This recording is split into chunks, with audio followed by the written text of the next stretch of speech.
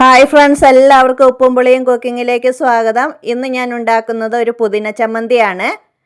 അപ്പോൾ അതെങ്ങനെയാണ് ഉണ്ടാക്കുന്നതെന്ന് നമുക്ക് നോക്കാം. അതിന് വേണ്ടിയ സാധനങ്ങൾ: ഒരു 2 പിടി പുതിന, 1 കപ്പ് തേങ്ങ, ഒരു ചെറിയ അളവിൽ വാളംപുളി, 4 പച്ചമുളക്, ഒരു ചെറിയ കഷ്ണം ഇഞ്ചി, 10 ചുവന്നുള്ളി. ഇത്രയും സാധനങ്ങളാണ് എടുത്തിരിക്കുന്നത്. ഇനി അത് മിക്സിയിൽ അടിച്ചെടുക്കണം. ആദ്യം ഈ പുതിനയില, ഇഞ്ചി, പച്ചമുളക്, പുളി, ചുവന്നുള്ളി എല്ലാം മിക്സിയിലേക്ക് ഒന്ന് ഇട്ട് കൊടുക്കാം. അതാദ്യം അടിച്ചെടുക്കാം. വെള്ളമൊന്നും ചേർക്കരുത്. വെള്ളം ചേർത്താൽ അതിൻ്റെ ടേസ്റ്റ് പോകും.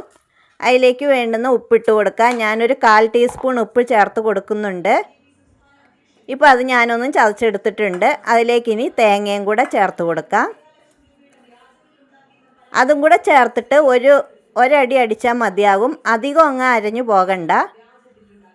ചെറിയൊരു തരിയായിട്ട് അരച്ചെടുത്താൽ മതി. ഇനി അതും കൂടെ അരച്ചെടുക്കാം. ഇപ്പോൾ ഞാൻ എല്ലാം അരച്ചെടുത്തിട്ടുണ്ട്. അത് നമുക്കൊരു പ്ലേറ്റിലേക്ക് മാറ്റാം. ഇത് കഞ്ഞിക്കും ദോശയ്ക്കും ഒക്കെ കൂട്ടാൻ പറ്റിയ നല്ല ടേസ്റ്റി ആയിട്ടുള്ളൊരു ചമ്മന്തിയാണ്.